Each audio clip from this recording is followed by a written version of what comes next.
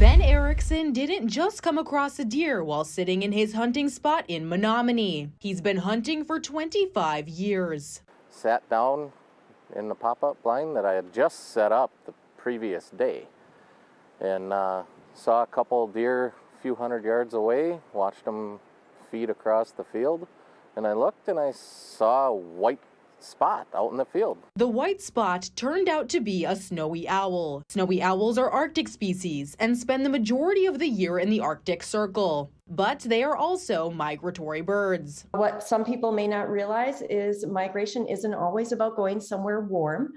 So here in Wisconsin, we are a destination for some migrating birds as well, even though we don't have those warm winters here. I was like, holy cow, it's a snowy owl.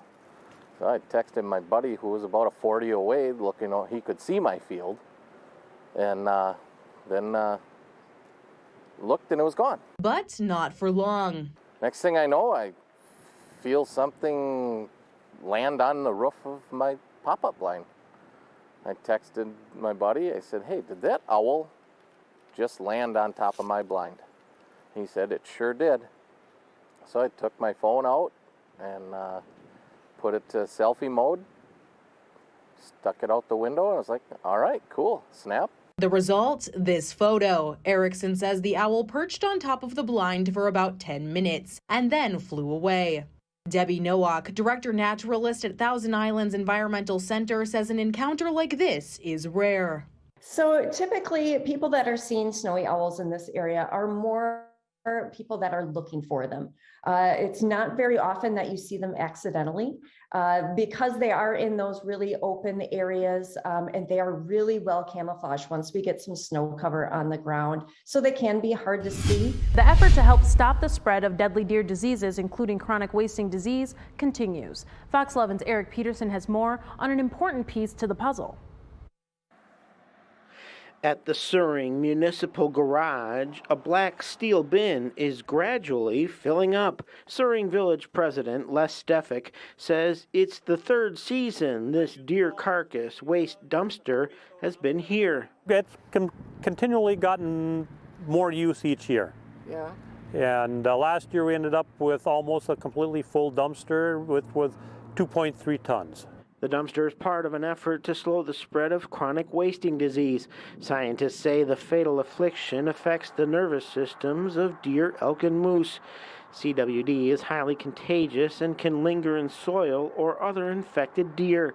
Dozens of dumpsters are set up around northeast Wisconsin, including this one in Shawano County near the Navarino State Wildlife Area, and this one in Oconto County at the town of Gillett Fire Station.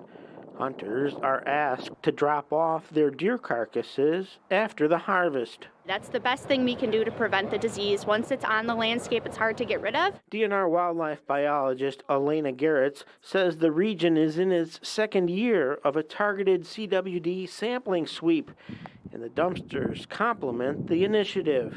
It's going good. I would say that we are getting more samples than we were the previous 2 years. Now that we've brought more attention to it, there's more sampling kiosks, there's more meat processors we're working with. I think that we're getting more awareness out there. Les Stefik says putting deer in dumpsters is better than leaving the animals along a road or in the woods. I've used it, my sons used it, and different community members do, and it's a nice, clean, safe way to get rid of your carcass. Holidays like Thanksgiving can overload sinks, disposals, toilets, and sewers, keeping plumbers in business. Large food items and grease are just a couple of things you should avoid dumping down your drain.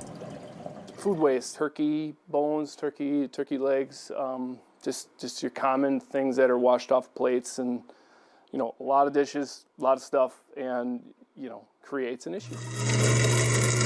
Garbage disposals are great, but plumbers say many people aren't using them correctly, shoving too much food waste down at one time and not running enough water down the drain while the disposal is on are some things to avoid. One good tip that I've always told people was to clean your garbage disposal, because a lot of times it stinks. It just stinks because you don't run enough water. So run enough water, and then you could fill it up, the whole thing up with ice cubes.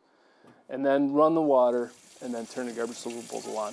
And what the ice cubes do, it actually breaks up the food particles and everything inside the disposal. Black Friday may get all the hype, but it's Brown Friday that's keeping plumbers from enjoying the holidays. But there is something you can do to help.